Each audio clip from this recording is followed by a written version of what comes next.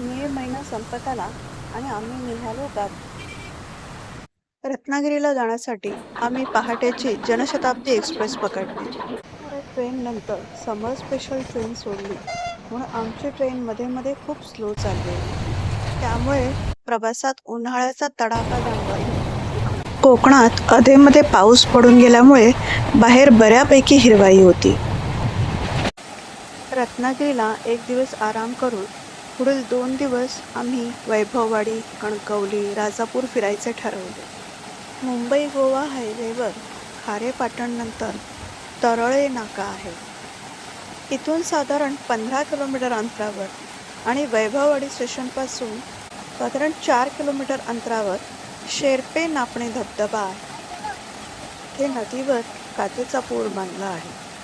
आता उन्हाळ्यात नदीचे पाणी फार कमी होते, तरी त्या छोट्याशा धबधब्याच्या पाण्याचा खळखळाट सुखद आल्हाद देत होता. या धबधब्याचे बरेचसे व्हिडिओ यूट्यूबवर अवेलेबल आहेत. इथे येण्याचा रस्ताही गुगल मॅपवर सहज मिळून जातो. डोक्यावर एवढं ऊन असताना नदीच्या थंड पाण्यात पाय बुडवून बसल्यावर खूप बरे वाटत होते. नदीच्या पात्रात मोठे दगड असल्यामुळे पाय घसरण्याची भीती नव्हती. इथून आम्ही गेलो श्रावण नदीवाडीला. कणकवलीहून साधारण 20 किलोमीटरवर नदीवाडी हे माझ्या मावशी आजीचे गाव आहे. नावाप्रमाणे घराजवळ मोठी नदी आहे. सोहम आणि माझा भाचा सार्थक यांनी नदीत पोहून खूप मज्जा केली. नदीतून त्यांचा पायच बाहेर निघेना. मलाही माझ्या बालपणीची खूप आठवण आली.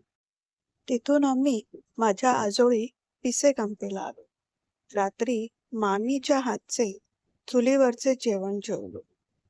चुलीवरच्या जेवणाची तर बातच काही और असते. अंथरुणात काजवा दिसला. 30 वर्षापूर्वी माझ्या लहानपणी आजोळी राहायला आलेले तेव्हा खूप सारे काजवे फिरताना पाहिलेले. दुसऱ्या दिवशी नाश्ता करून आम्ही निघालो राजापूर माझ्या माहेरी.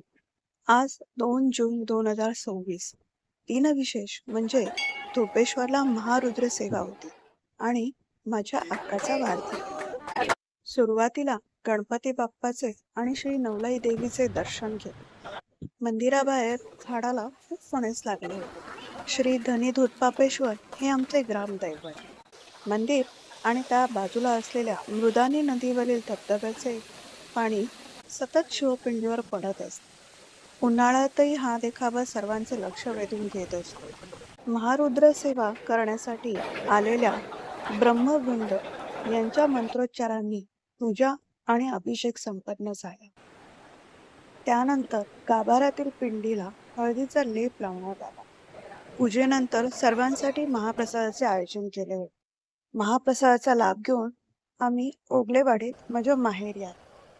तिथे थोडा वेळ थांबलो आणि मग निघालो अक्का म्हणजे माझ्या आत्या आजीकडे. आज तिचा 84वा वाढदिवस. नातवंडांसोबत आणि नातलगांसोबत दणका साजरा.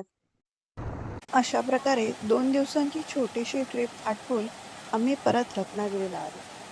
रत्नागिरीला अजून 2 दिवस थांब. परतीच्या प्रवासासाठी परत जनशताब्दी एक्सप्रेसची बुकिंग केलेली होती. परत येता येता मुंबईचा उकाडा असह्य वाटत होता. संध्याकाळ रात्र असूनही हवेत अजिबात गारवा नव्हती. चला आता आपण पावसाची वाट पाहत व्हिडिओ इथेच संपवू. बाय.